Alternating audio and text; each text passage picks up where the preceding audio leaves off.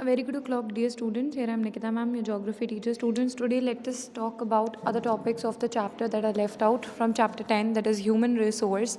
So today we'll talk about unskilled and skilled human resource. Okay, so as you all know, what is human resource? The knowledge, the skill, and whatever human does for the country that is useful, that is known as human resource. Okay, human itself is a resource in itself. Okay, so basically the human work can be divided into two categories. Okay, it can be skilled work as well as it can be unskilled work. Okay, so basically the difference between skilled and unskilled work is that the skilled work requires some kind of training, expertise and knowledge. Okay, whereas unskilled work doesn't require any expertise. Okay, just the simple knowledge of the field can help out with the unskilled labor. Okay, it means that it's a kind of physical work, you can say, that does not require any expertise or knowledge. Okay, whereas the skilled work is the work which requires high level of knowledge, sometimes expertise, practice of years and years. Okay, and it requires specification in that field. Okay, degrees in that field. So that is a basic difference between skilled and unskilled labor. So unskilled human resource are the person in the workforce with no special skills. Okay, unskilled, as the name suggests, they have no special skills in them, no training or education, are classified as unskilled human resource. Okay, so some examples of these are those who do not require any expertise or any eligibility for seeking a job. Okay, basically it's a physical work which anyone can do. Okay, so there can be sanitation workers, farm laborers, construction workers, porters, domestic help, parking lot attendants, guards. Okay, all these doesn't require any special kind of knowledge or eligibility. These people often earn low wages. So basically, as you all know, that the unskilled labor doesn't earn much money. Okay, and that too is not determined by themselves. Okay, so these people often earn low wages and lack the guarantee of permanent jobs, because anyone can perform this kind of work. Okay, so there is no particular permanency in the job. Okay, anyone can be offered that job if he or she is ready to do that same work in less wages. Okay, so there is no permanency of work. It totally depends upon the demand and need. Okay, then there is a skilled human resource. So work who have received specialized training or required specialized training and specific skills suited to their respective jobs, that can be recognized as a skilled human resource. Okay, so what is skilled human resource? Basically the workers who receive specialized training or acquire specific skills suited to their respective jobs. It means in this kind of labor acquire specialized skills that is needed in their job. Okay, that is the demand of their job. So basically in this skilled labor, the person or the labor receives a specialized training and a skill according to the need of the job. It means no other person can be hired if he or she does not possess that specific skill. Okay, there should be that specific skill for the person to be hired in that job. Okay, so this is called skilled human resource. They usually have a thorough knowledge of the trade, craft or industry in which they are employed. As I told you, it requires thorough knowledge and experience. So however, the skill levels vary greatly among people who belong to this group. Highly skilled workers like doctor, architects, lawyers, scientists, these are valued for their knowledge and expertise. Like, okay, so there is a hierarchy in a skilled human resource too. Okay, some skilled labors are very important. Their work is valued, their expertise, their knowledge is valued, and they generally command high pay. Whereas less skilled workers such as electrician, plumbers, administrative assistant do not generally earn as much. Okay, it doesn't mean that they are not skilled, but their skills are less valued. Okay, their skills are less valued as compared to the very expert workers like the doctors, like the engineers. Okay, without which we cannot work. Okay, then importance of health and education in the development of human resource. How human resource is developed, what are the factors that contribute to the development of human resource? So it's the fundamental to overall growth of any country. As we know, development of human resources is fundamental, because human resource is the one which can turn all the other resources into useful things, right? So it is fundamental for the growth of any country.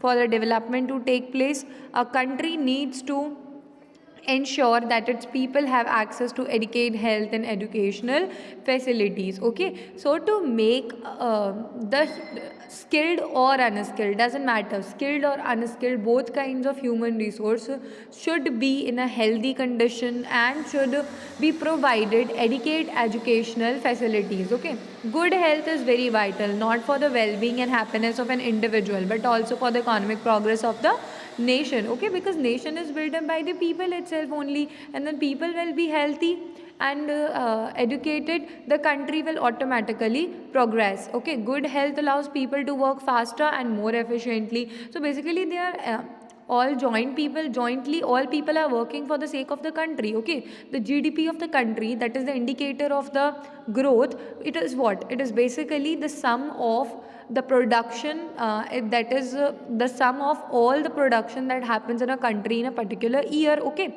so everybody is producing something, whether it's a skilled or unskilled labor. So the sum total of all their works is the GDP itself. Okay, so when the efficiency of the workers will be good, then it will be automatically good for the growth of the country. Okay, and where there is illness, if the person is ill, malnourished, hinder a person's ability to work. Okay, a ill or sick person cannot do the work very properly or like in the most efficiency as a healthy person can. Okay, so their productivity decreases. Persistent health issues can also drain a person's financial resources. Okay, other than his ability to do work is reduced, but also his resources, his financial resources are drained in the treatment of the illness. Okay, so it's better that the country should provide its people a good health situation and educational facilities. Similarly, education and skill development are important forces that enable economic growth and social development. Okay, so if the country has enough experts in every field, then it doesn't have to meet the requirement of experts from outside the country. Okay, so that will save a lot of money, and also it will lead to growth and development in the country itself. Okay, if the country provides good education, then it will not lose the skilled labor that we studied in the second chapter about brain drain, right? Many people migrate for the high level education from the country to outside. Okay, outside countries. So if there's good education present in the country, then lots of human resource can be saved. Okay, education help people develop higher levels of understanding, build their knowledge, and as a result make them efficient worker. So basically education makes someone an efficient worker. It also trains them to work independently. Education train a person to work independently, take decisions, and supervise and guide the work of others. Okay, so basically whatever is required for the skilled work, for the skilled sector, organized sector, it can be provided through education. Thus education empowers people and help them become agents of positive change. Okay, then impact of skilled human resource on India's socio-economic development. What is the impact of skilled human resource? It have an important role to play in India's socio-economic development. What is that impact? So one of the best example of how skill development can be a major asset in the development of IT industry in India.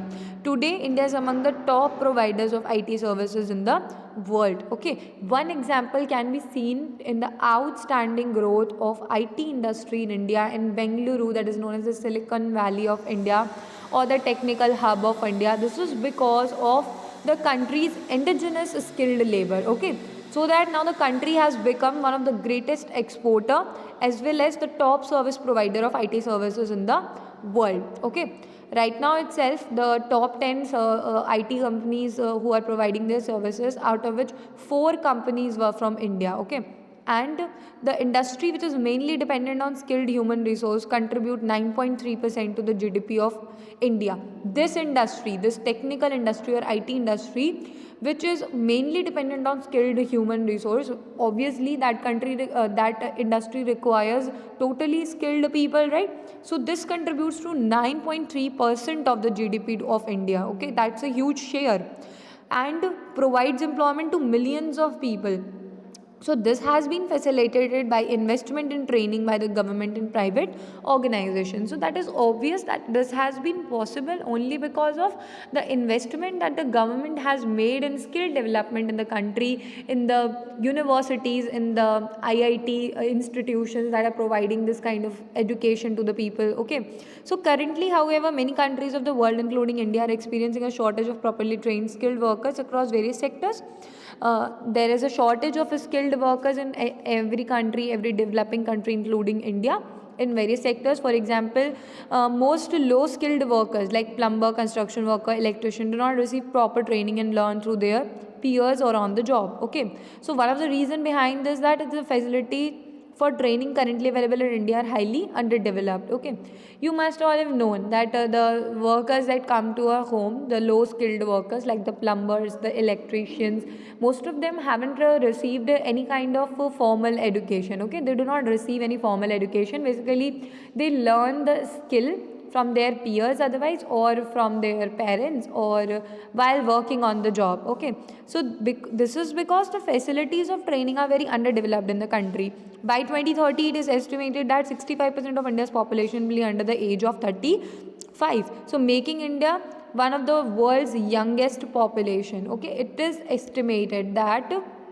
65% of India's population will be under age of 35. That is making it India's world's most youngest populations, and this give India a huge economic advantage. Okay, it will provide a huge economic advantage in the sense that there will be a good working age population in the country. All of them will be skilled, and this gives India will give benefits from will occur only if the youth are properly trained and give access to skilled employment opportunities. And we can utilize this opportunity only when the youth are given proper training in skill development as well as proper education is provided to them. According to the National Sample Survey NSS, only 10% of the people in the working age in India receive any kind of training at all. Okay, so 10% people only in the country receive any kind of training that are in the working age. Thus, skill development need to be given utmost importance in the country for the effective use of these human resources. Okay, so it is important that these people should be provided with proper training, and their skills should be developed in a fully fledged manner.